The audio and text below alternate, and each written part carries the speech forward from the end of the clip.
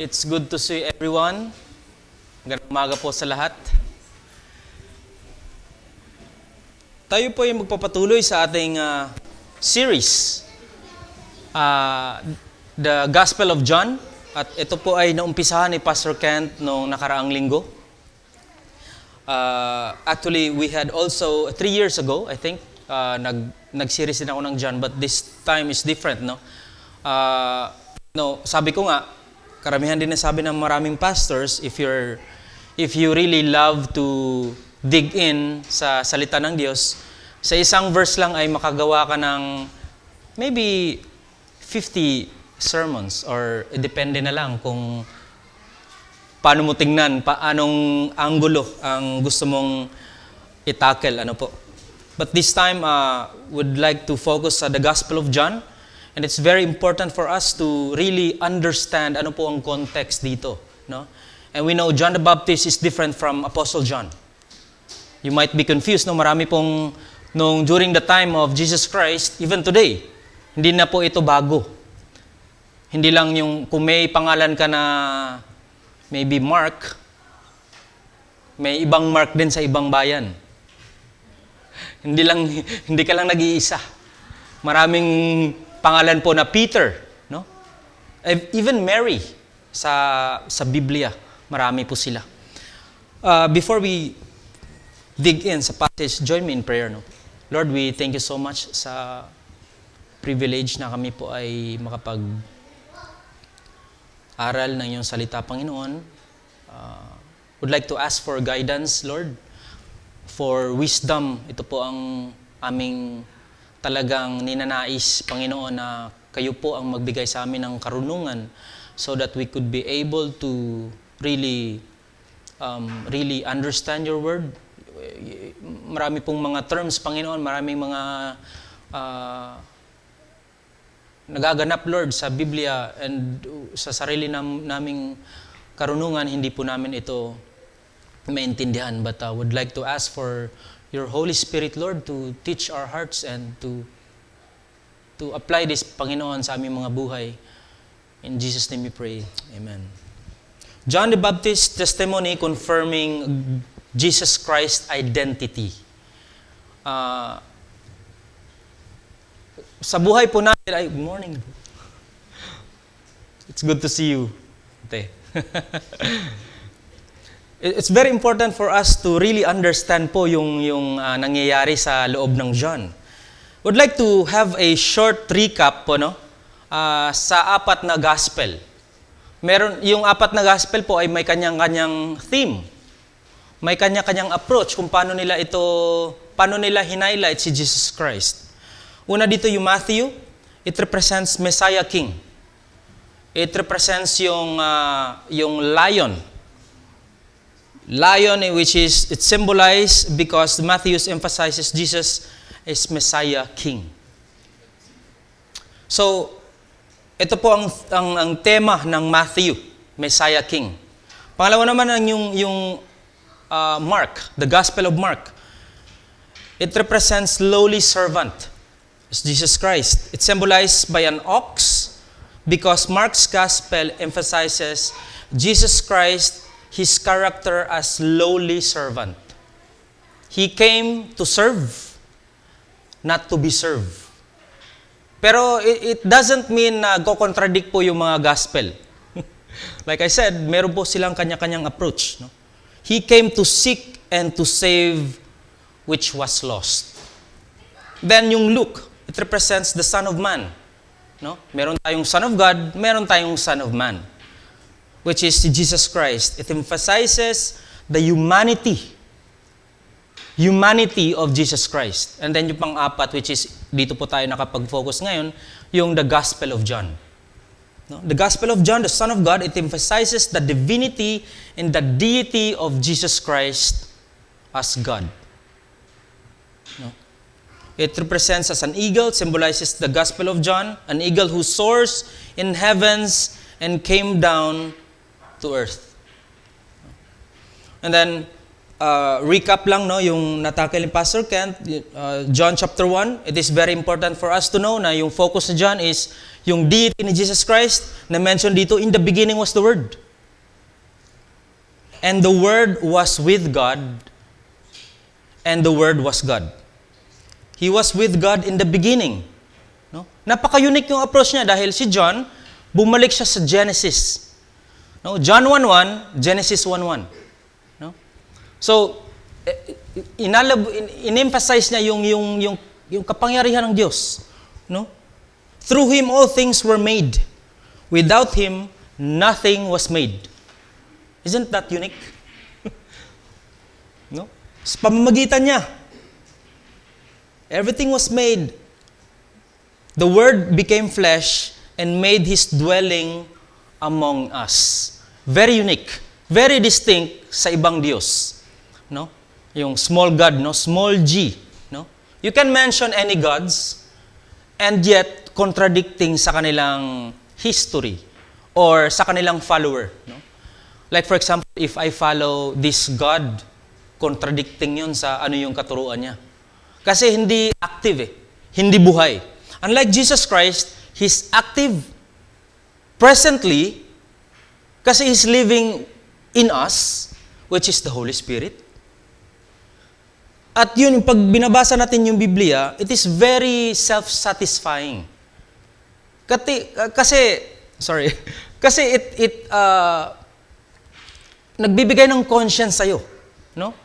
Kapag tayo nasaktan, kapag tayo guilty, hello, kumakatok siya sa puso natin. No? The Word became flesh, and that's Jesus Christ. He incarnate into human flesh, live like us. Nagutom siya, umiyak siya, nagalit siya. Remember sa temple? The glory of the one and only Son who came from the Father, full of grace and truth.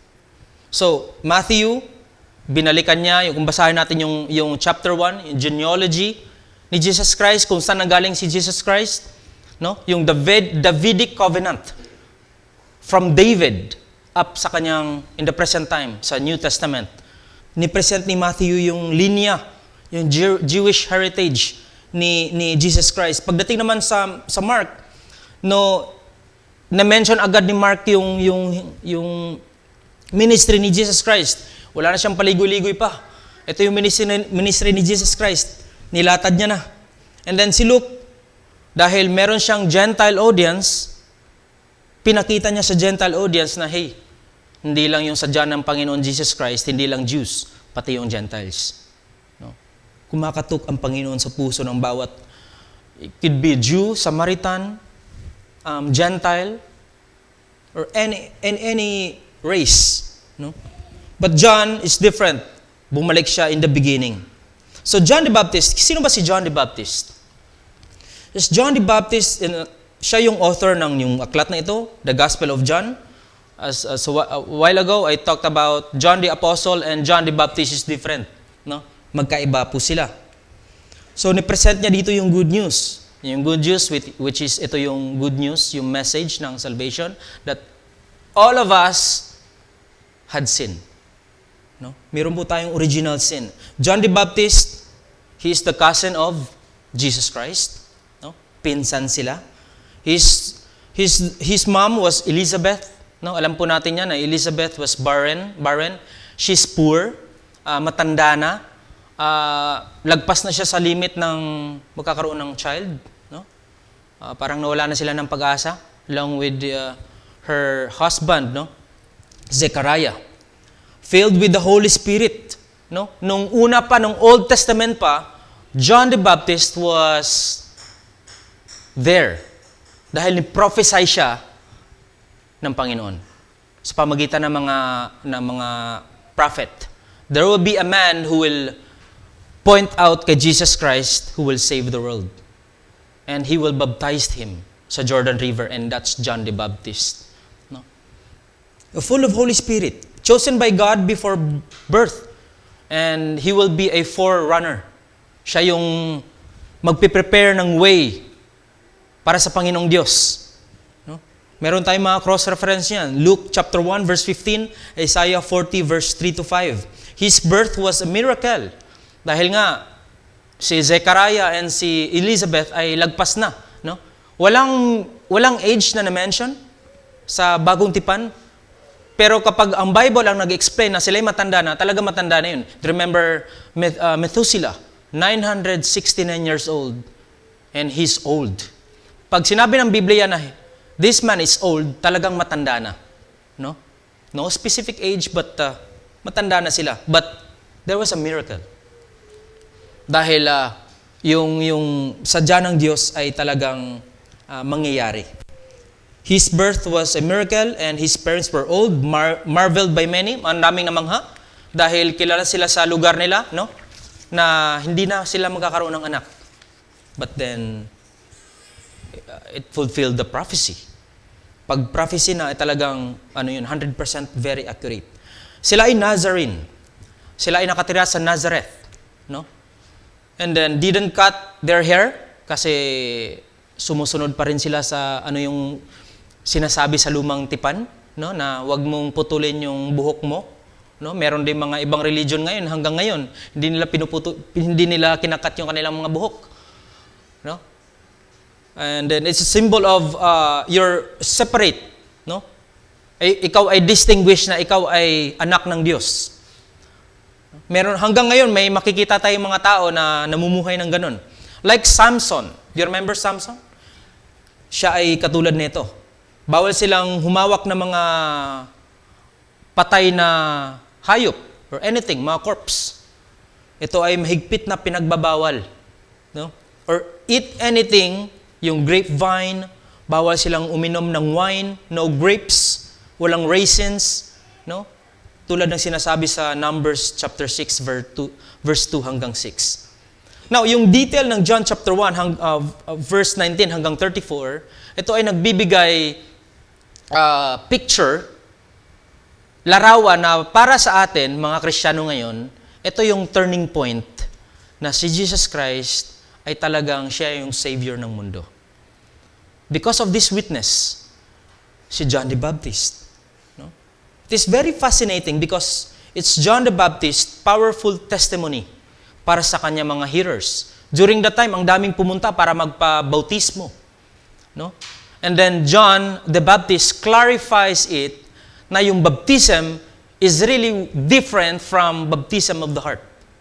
You can be baptized but not baptized sa puso, it's nothing. So, ni-clarify niya dito sa context na ito. Yung ating key point sa passage is merong mga arroganteng mga grupo. Just like Jewish leaders who came to him, no, kunwari magpabautismo, pero interrogate, no?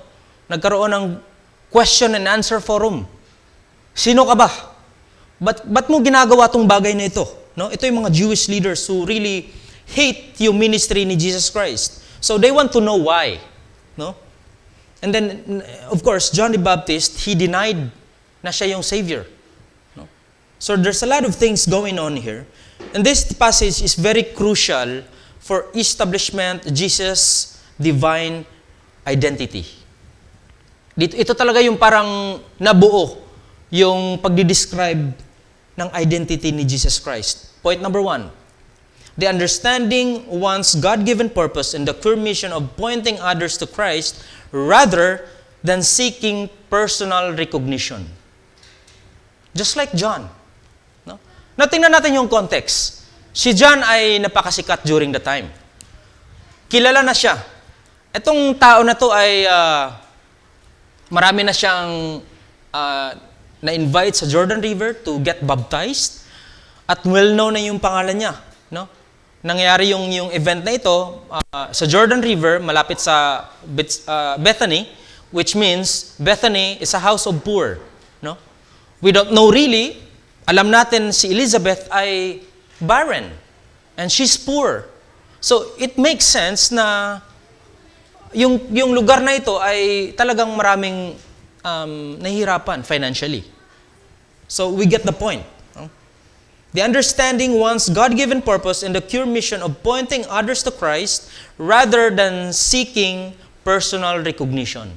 This is very true today. It's very tempting to steal the spotlight. No? You could be a pastor, you could be a teacher, you could be a deacon, or a leader sa church steal the spotlight and would have a self-recognition. But John is different. Instead na siya yung spotlight, nirebuke niya yung mga Jewish leaders, no, I'm not the Messiah. This is the Messiah. Siya yung reason ng lahat. That's why I'm preparing the way para sa Kanya. Now, tingnan natin sa verse 19 hanggang 23. No? Let's have i-compartmentalize natin yung mga verses and would have create a point. No? Sa point number 1, ito yung kabilang dito yung verse 19 hanggang 23. Sabi dito, now, this was John's testimony with the Jewish leaders in Jerusalem, sent priests and Levites to ask him who he was. He did not fail to confess, but confessed freely, I am not the Messiah. It's very clear. I am not the Messiah. They asked him, then who are you? Are you Elijah? He said, I am not. Are you the prophet? Ang kulit no? He answered, no. Finally, they said, who are you? Give us an answer so that to take back those who has sent to us, what do you say about yourself? So at least magbigay ka man lang ng detalye sa sarili mo para medyo may silbi naman yung pagtanong namin sa iyo. No? Sino ka ba? Ikaw ba yung Savior? Ikaw ba yung Messiah? Ikaw ba si Elijah? Sino ka ba? Tell us about something. About sa sarili mo. And then, verse 23, sabi dito, John replied in these words of Isaiah the prophet, nag-quote si John, not the apostle, but John the Baptist, sabi niya, I am the voice of the one calling in the wilderness. Make straight the way for the Lord. He quoted from the Old Testament. No? Now, yung question dito, who are you? Sino ba si John the Baptist? Siya man lang yung taong napakasimple. Yung clothes niya, gawa sa leather na hindi mo alam kung ano itsura, and he eat locust, no? Siguro grasshopper or any kinds of locust. Then he ate wild honey. No? It's very strange, very unique. Very simple. Siya ay nagpipreach, siya ay nagbabaptize, he calls people to repent, for the kingdom of God is at hand. No? Sa prior verses na ito. And he stirs up controversies. You know? Magaling siya sa tao eh. Everyone wants to be like him. Everyone wants to be like John. Siya ay magaling. But then, as humble as he is, he turns out the spotlight pointing kay Christ. Hindi niya inagaw yung prophecy eh. It's very tempting for us, even sa mga small na ministry, ang sarap sa pakiramdam na ikaw yung na-recognize, right? Palakpakan, ang sarap pakinggan eh. Yung applause ng tao, may recognition, wow, sarap sa tenga. Congratulations. May plaque of appreciation, no? May medal, may garland, sarap. But yung main focus po natin is to lift yung pangalan ng Panginoon kaysa pangalan natin. Now, we should stick to that mentality as a believer. No? It's very tempting. Very tempting. No? But sabi dito sa verse 20, he did not fail to confess. Walang ibang nag-aalanganin siya na, oo nga, pinsan ko yan eh. Walang ganun eh. No?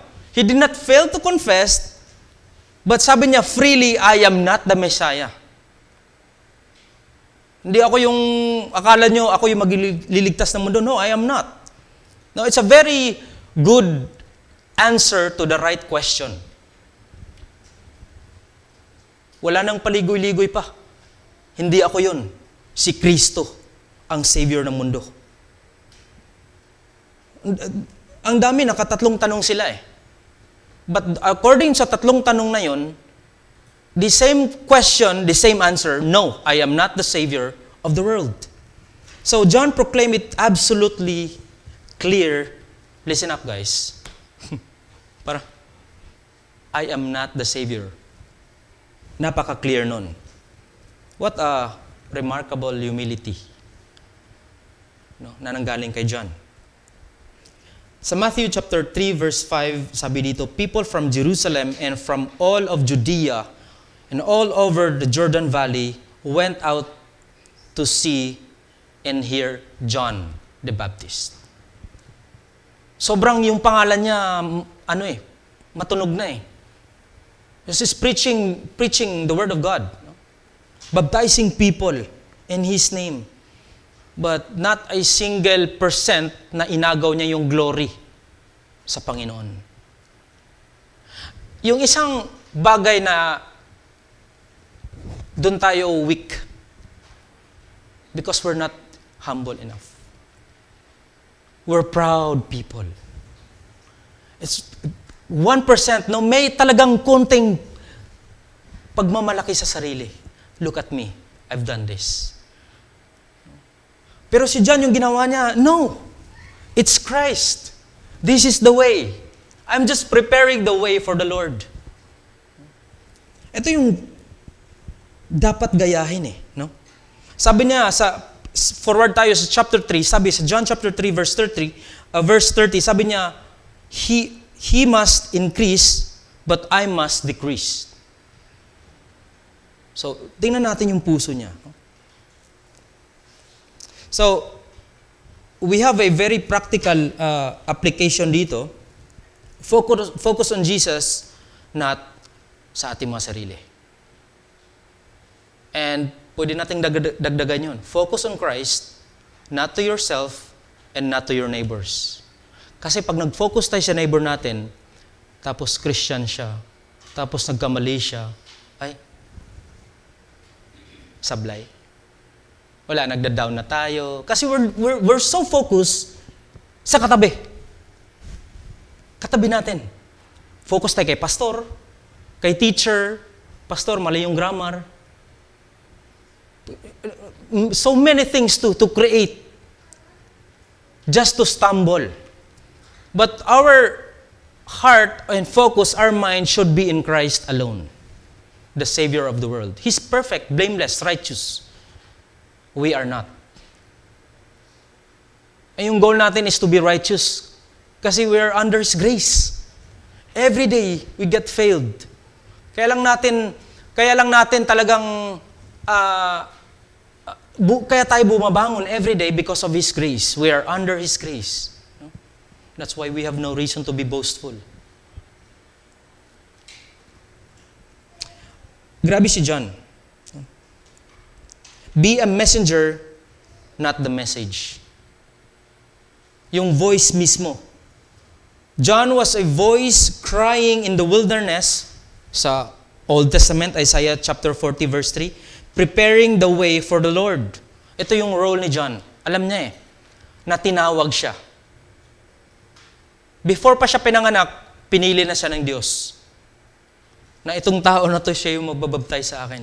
Do you remember the context when Jesus came sa Matthew? Now, sa ibang synoptic gospel, sa ibang anggulo naman, the same situation, same story, pero iba yung approach. When John the Baptist saw Christ, nagtremble siya. Lord, bakit ako? Why me? Ako nga dapat ang magpabautismo sa iyo kasi ikaw yung Savior. But he accept kasi sabi ni Jesus Christ, no. Do it. Prepare hearts for Christ. Meaning, prepare hearts sa ibang mga tao para kay Kristo. No? Be a good model para sa kanila. I know, we have a different level, no, pagdating sa maturity. But if we see yung ating brethren, mga kasama natin sa iglesia, na sila'y nanghihina, let's be a good model para sa kanila. A good testimony. No? Huwag nating i-question yung kanilang limitation. Prepare yung kanilang mga puso para kay Kristo. Find your identity in your mission. John's identity wasn't in his name, but for God. Yun yung kanyang purpose, no? be a voice, not just an echo. Yung truth, yung voice, no? Hindi lang yung nakisabay lang tayo. Pero hindi natin alam yung truth. No? Truth over popularity. John was clear about sa mission niya at hindi siya na-tempt na maging popular lang.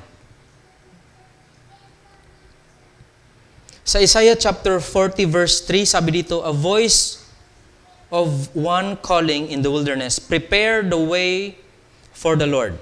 Make straight in the desert in a highway for our God. Yung ating voice is napaka-unique. Right? Do you remember, sidetrack lang muna, no? Kapag nagbasa, may pinagkaiba yung straight call kaysa messenger. Right? Minsan sa messenger, pag binasa natin yung text niya, parang naririnig natin yung boses niya. Meron kayo nun? Na-try niyo na yun? Pag nag-message, halimbawa, nag-message si Pastor Kent, parang habang binabasa ko siya, narinig, nandun yung boses niya. Kasi kilala natin yung person. And our vocal, yung ating Adam's apple, no, kumbaga, napaka-distinct, napaka-unique. Dahil sa boses mo, meron tayong recognition na ikaw talaga to. Right? Siguro dahil sa DNA na when God created us, we had a very unique voice.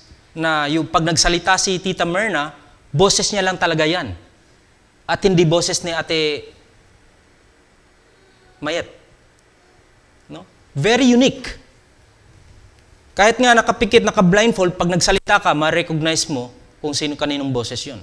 So God gave us this voice to maybe to use it in His kingdom. Just like John. No? So use it in a very unique way. So in the natural voice, no, natin, yung instrument natin ay to bring people to Christ. At pagdating sa spiritual area naman, our voice is our life message that Christ, Spirit expresses Himself because sa ating mga boses. John the Baptist is known as the voice, and his voice distinguished him from the crowd. Ito'y nag-excel. Like John, our voice distinguishes you from the crowd. Nagiging unique tayo dahil sa ating mga sinasabi, sa ating mga ginagawa. Huwag tayo mag-settle for being an echo when God created us to have a voice. Meron tayong originality straight from His Word. So this is all about the understanding of one's God-given purpose and the core mission of pointing others to Christ rather than seeking personal recognition. Number 2, emphasizing that while water baptism signifies repentance and preparation, it's Christ who truly cleanse and fulfills prophecy, urging believers to exalt Jesus above all, even their own religious acts, recognizing their total dependence on Him. Verse 24 to 28, sabi dito, now the Pharisees who had been sent questioned Him. Again, hindi pa sila satisfied sa sinabi ni John the Baptist. Nagtanong ulit sila. Why then do you baptize if you are not the Messiah, nor Elijah, nor the prophet? No? Paulit-ulit. I baptize them with water, John replied, but among you stands one you do not know. He is the one who comes after me, that's referring kay Jesus Christ. The straps of whose sandals I am not worthy to untie. Parang kumbaga, paato ni Kristo. I'm not worthy. He's the Savior, the Messiah. Then verse 28, this all happened at Bethany on the other side of Jordan where John was baptizing. So sinabi niya, ito lang masasabi ko, ay hindi ako Messiah, hindi ako yung Savior, hindi ako Elijah, hindi ako yung prophet, but kung sino man ang pupunta sa akin and that I am preparing the way, who comes after me, yung mga sandals na yon, I'm not worthy to untie it. Yan yung hinihintay niya. So again, they asked a lot of questions. And again, John did not hesitate. Hindi nagbago yung isipan niya. Hindi siya na-convince. Hindi siya na-tempt. Mas ini-explain niya pa kung sino yung mas worthy. No? The Savior will come and save the world. Now, what is baptism?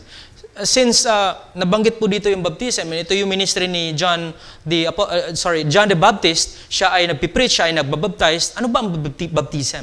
Now, baptism, we know that it is one of the ordinance practice sa church. If someone wants to give his life sa church, kay Jesus Christ, and commit himself or kanyang sarili para sa ministry, he wants to have a public declaration.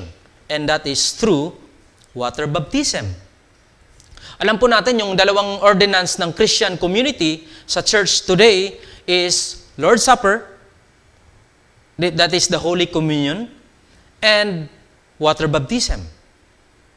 So basically, water baptism is an outward act of faith symbolizing unbeliever identification, new identification with Jesus Christ's death and resurrection. Walang kinalaman po ito sa ating salvation. Now, let me say that again. Walang kinalaman po ito sa ating salvation. Water baptism does not permit you to go to heaven. It is a symbol act that you are cleansed. Now, we have the Greek word here, no? Baptizo. Meaning, we have the English word, baptism. That means baptizo, to immerse. No? Or to dip. Sa ilalim ng tubig. Baptizo.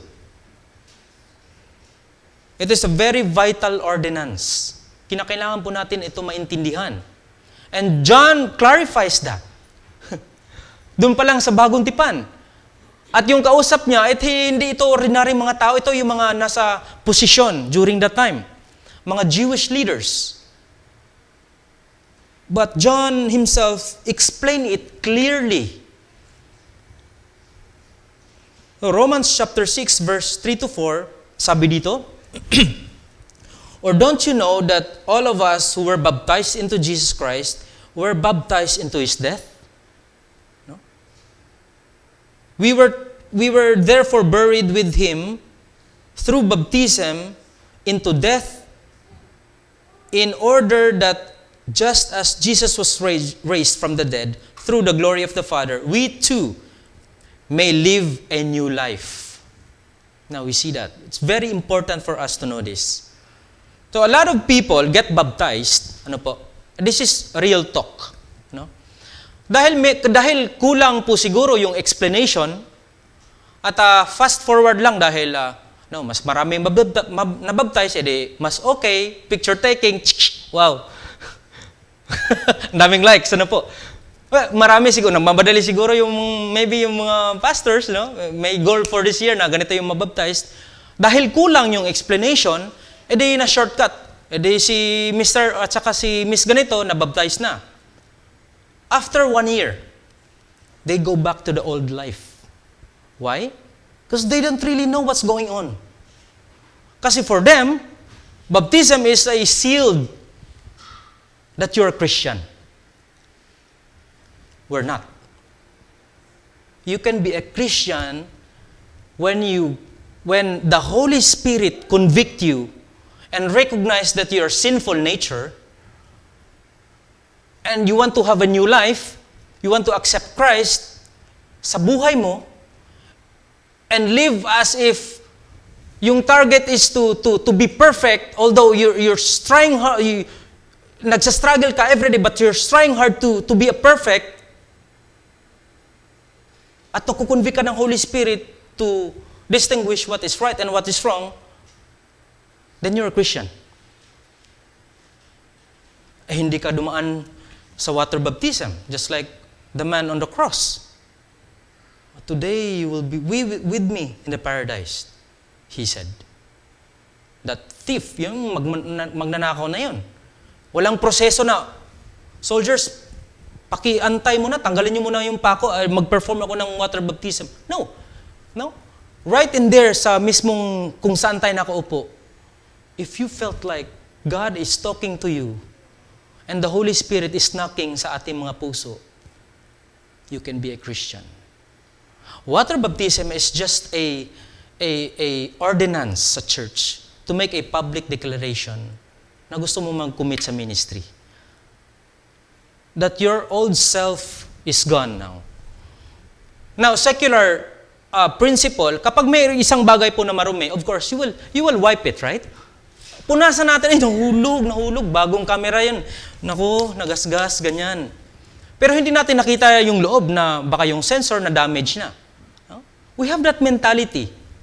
Secularly speaking, right? Pupunasan po natin. But biblical perspective is like this. Nahulog siya, marumi, pero hindi na-touch yung sensor sa loob. Malinis pa rin. You can get baptized but walang transformation, mo iminay.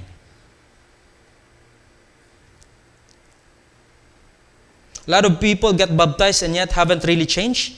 It is merely public declaration but doesn't have transformation. 1 Peter chapter 3 verse 21. And this water baptism symbolizes that now, and this water symbolizes baptism that now saves you also. No? Pero may pangalawang phrase, not the removal of dirt from the body, but the pledge of a clear conscience towards God. It saves you by the resurrection of Jesus Christ. Now, marami mga ibang tao na misinterpret yung verse na ito. No? Na siguro para sa kanila, ikay nasisave na kapag nag-baptize ka. But Peter, hindi niya na-contradict yung kanyang nakasabi dito. No? Kung ganun man lang, ay nagko-contradict siya sa Ephesians chapter 2. No? Tingnan natin yung buhay ni Cornelius sa Acts chapter 10. Yung kasama niya sa bahay, lahat sila na save. Because they are really willing to obey Jesus Christ. Romans 8, chapter 8, verse 9, you, whoever are not in the realm of the flesh, but are in the realm of the Spirit, if indeed the Spirit of God lives in you, and if anyone does not have the Spirit of Christ, they do not belong to Christ. Ephesians chapter 1, verse 13, and you also were included in Christ when you heard the message of truth, the gospel of your salvation. When you believe, you were marked with Him with a sealed and promised Holy Spirit. 1 John 3:24, the one who keeps God's commandments lives in me, and He in them. And this is how we know that He lives in us. We know it is the Spirit He gave us. It's very important na malaman po natin yung totoong konteksto pagdating sa pagbabago ng isang sarili. So yung focus po natin is to focus must be in Christ. The same thing, humility as true greatness. As the true greatness embraced embrace humble service, just like sa sinabi ni John dito na i-decrease natin yung sarili natin, i-increase natin yung pangalan ni Kristo, no? Siya lang yung malift. And John emphasizes the vast gap between his ministry and the coming Savior. Alam ni John yung purpose niya. Ganon din po tayo. Dapat alam natin yung purpose natin. No? Know your purpose, understand you're called to point to Jesus, not sa ating mga sarili. No? Your life should decrease so that He can increase. True religion versus relationship. No? Ito yung mga bagay na kailangan natin malaman. Religious leaders were blind to Jesus. Blind sila, although alam nila yung katotohanan, but still blind sila. Who was right there showing how ritual can obscure a true religion. No? Na yung life nila dapat na kay Kristo. Humility and submission. Embrace humility as pure discipline, recognizing all things have come from God. Ito yung mga bagay na napaka-practical, napaka-importante nating malaman. Luke 9:23 hanggang 25. Then he said to them all, if anyone would come after me, he must deny himself and take up his cross daily. Every day on, daily, and follow me. For whoever wants to save his life will lose it. But whoever loses his life for me will save it. Baliktad po sa naturo ng mundo. No? Unahin mo yung sarili mo. Kalimutan mo na yung iba. Pero yung tinuturo ng Biblia dito, no? Kung sino yung gusto sumunod sa akin, will lose his life. What good is it for a man to gain the whole world? Nandiyan na sa'yo lahat. Success, fame, money, and yet lose and forfeit his very self. 1 Peter 5:5, young men, in the same way, be submissive to those who are older. All of you, clothe yourself with humility, together one another, because God opposes the proud, but gives grace to the humble. So tingnan natin si Kristo. Ito yung dapat mindset natin. No? Sa lahat ng ating mga ministry, yung mindset natin si Kristo una. Pangatlo po, Jesus is the divine Lamb of God sent to take away the sins of the world, fulfilling prophecies by offering himself as the ultimate sacrifice for global redemption. Ito po'y pangkalahatan. Kahit ikaw may nakatira sa maliit na isla sa Pacific Ocean, if you want to confess your sin and believe that Christ died for you, you will be saved. Hindi lang ito para sa mga Jews. Sa Israel, sabi nila, chosen nation. Yes, it is a chosen nation for a purpose. Tingnan natin yung reaction ni John the Baptist dito, no? Verse 29. The next day, John saw Jesus coming towards him and asked, "Look, the Lamb of God who takes away the sins of the world. This is the one I meant when I said, a man who comes after me has surpassed me because he was before me. I myself did not know him, but the reason I came baptizing with water was that he might be revealed to Israel." So look, na-recognize niya si Jesus Christ. Meron po tayong tatlong bagay dito, ano? The next day, when nakita ni John the Baptist si Jesus Christ, una, yung recognition. Look! Tingnan nyo! Yun yung una. Pangalawa, the Lamb of God. May title. Si Kristo. Pangatlo, who takes away, may description. No? Who takes away the sins of the world. Kung tayo ay isang ministro at meron tayong inggit sa ating kapwa minister, we tend to avoid recognition. Ito, si John iba eh. Hey guys, look! Ito yung sinasabi ko sa inyo. Magaling to. Ito yung mga nagawa niya. Tingnan nyo to. Huwag ako. May recognition. Look! Diba? Pag nag-admire tayo ng something, lahat ng mga magagandang bagay sinasabi natin sa kanya. Pero pag meron tayong hate na tao, dito na naman si... Ewan ko na lang. No? Dito na naman si... Daming alam. Lahat alam eh. Wag mo na talungin. No? All-knowing. John's words were very in a high mode of respect. No? Look! The Lamb of God who takes away the sins of the world. 3 hits combo. No? Ito yung title ni Jesus Christ, the Lamb of God. It's because they have the practice of the Passover. Ano bang Passover? Ang Passover, it's a practice of Jewish people to commemorate, to remember yung buhay nila nung nanggaling sila sa Egypt.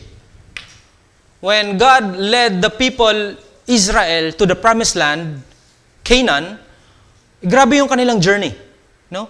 May bagyo, nagutom sila, ang daming namatay along the way, nag-question na sila, wala namang yung Diyos, nagutom na sana yung mana. balik na lang, sambahin na lang namin yung Euphrates River at may mga mountains and trees. But Joshua, as for me and my house, we will serve the Lord. Continue pa rin sila sa focus nila.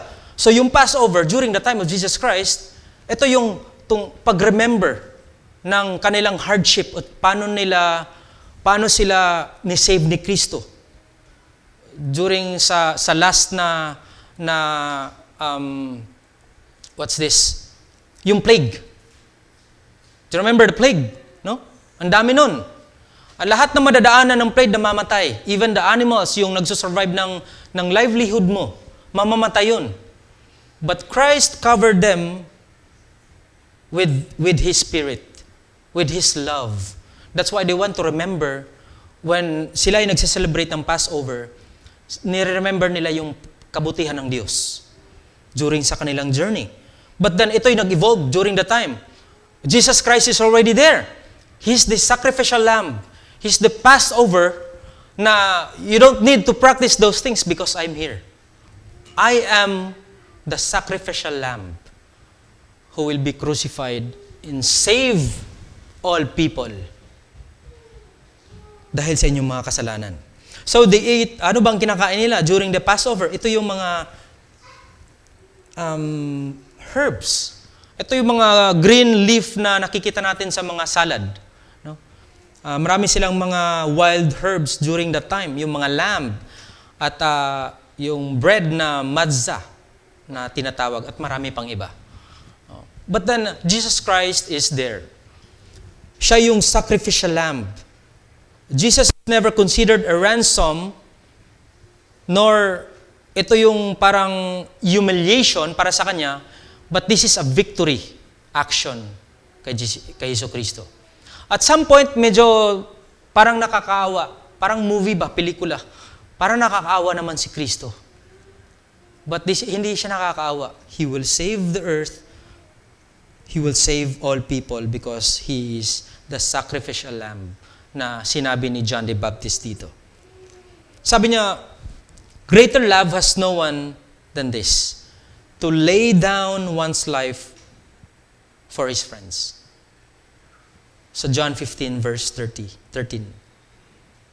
Yung pangatlong word natin, who takes away the sins of the world. We have the Greek word here, cosmos. No? For God so loved the cosmos. We have the earth, yung term earth, and the universe. Cosmos. No, Jesus will take away the sins of the cosmos. Anybody who will believe will be saved.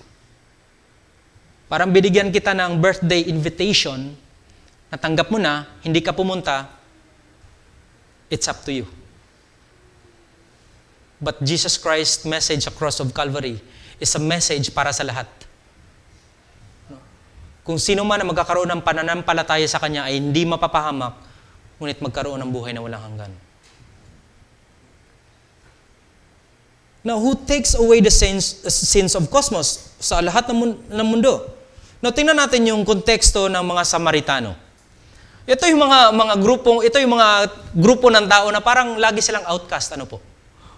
Yung Gentile din naman, medyo outcast. Pero yung Samaritans talaga, parang sila yung third world country. Now, we have the first world, no? Meron yung Jews, Gentiles, and Samaritans. But notice yung context na sinasabi nila about kay Jesus Christ. John chapter 4. Forward ng konti ng chapter. Chapter 4 verse 39 hanggang 42. Tingnan natin yung nangyari, yung mga usapan patungkol kay Kristo.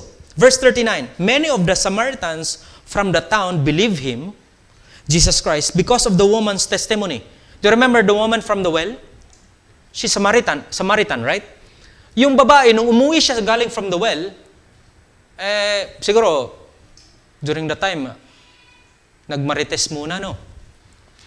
Pero, hindi mo maiwasan yung good news eh. Talagang gusto mong i-pour out yung nangyari sa'yo.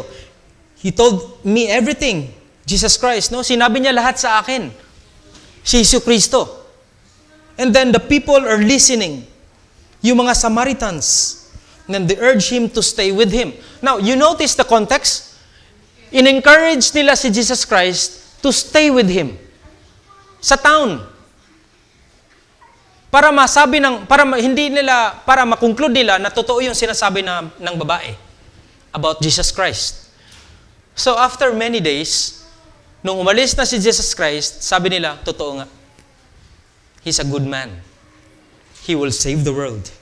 And because of His words, sabi dito kay Jesus Christ, and because of His words, many more became believers. Amazing. Tayo kaya, kung nakitira muna tayo sa ating sa ating kamag-anak, for how many days? Pag alis kaya natin, ano kayang testimony ang maiwan natin?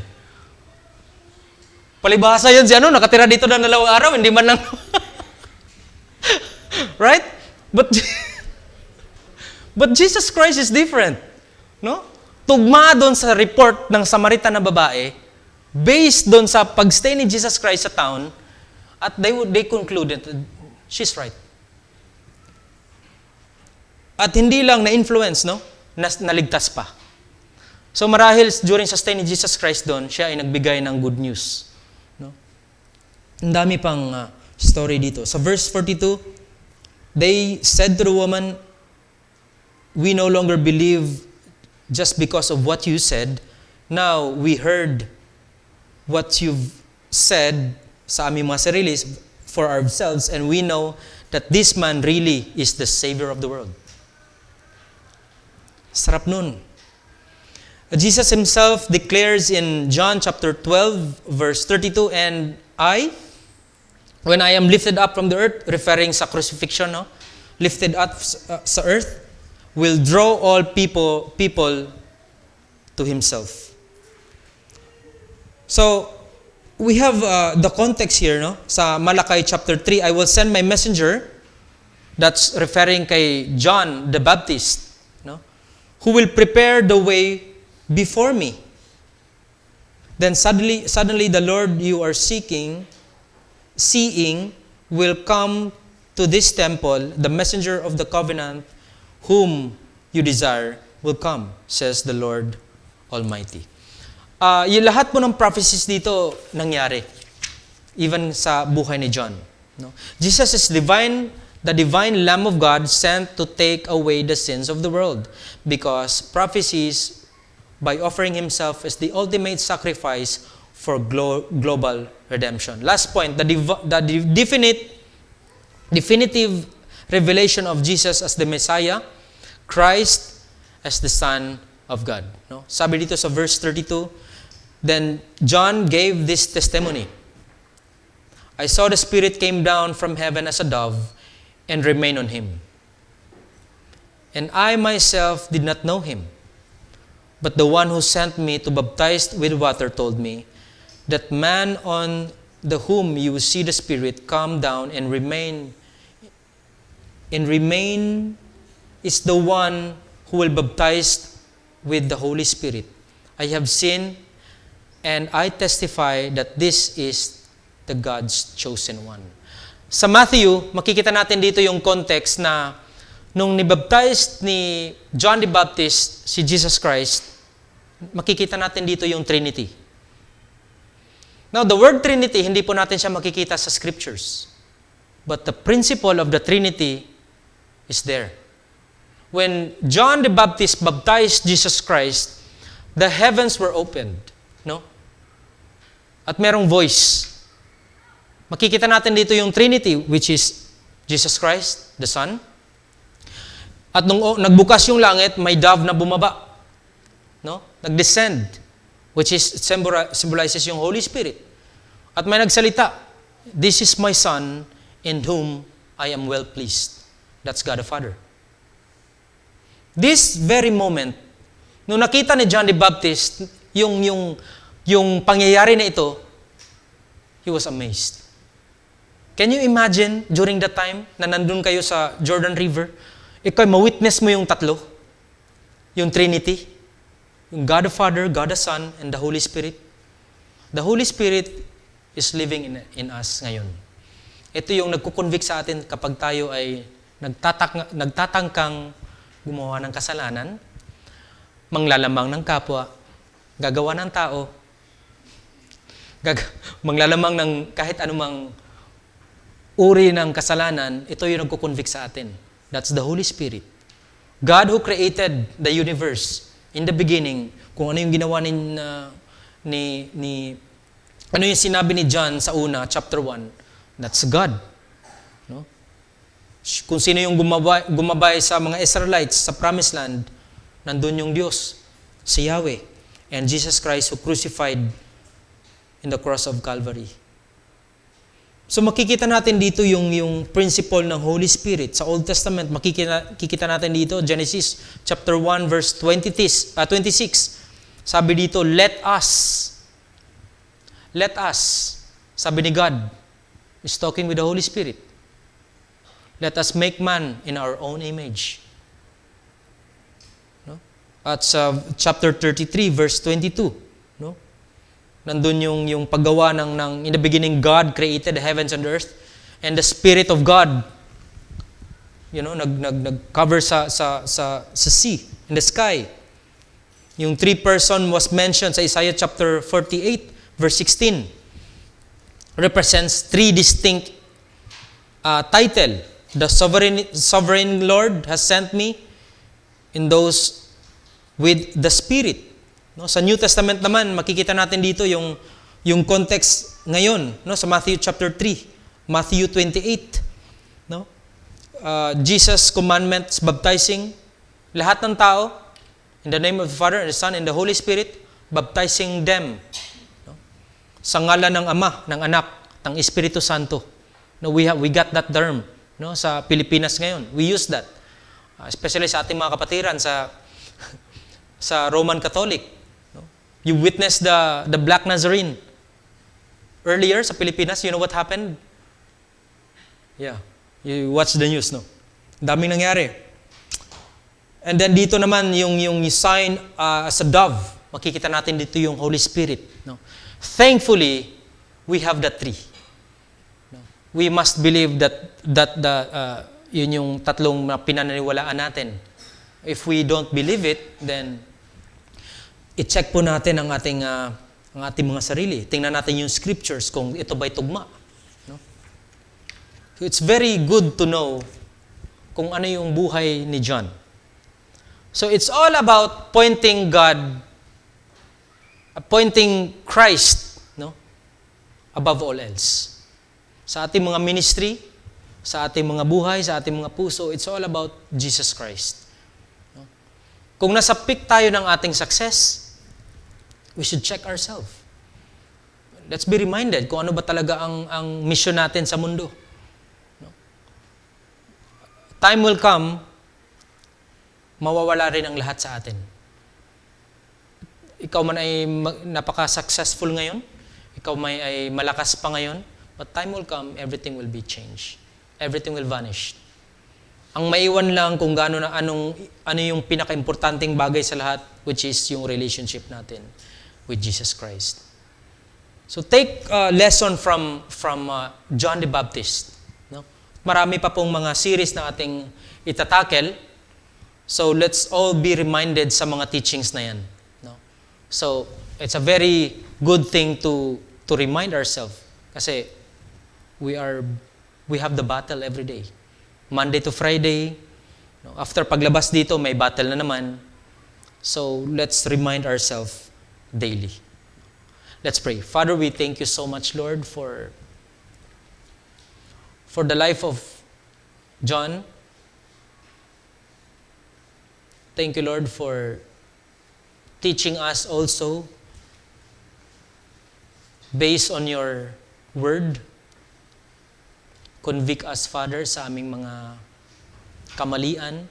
Help us, Father, to always focus on you alone.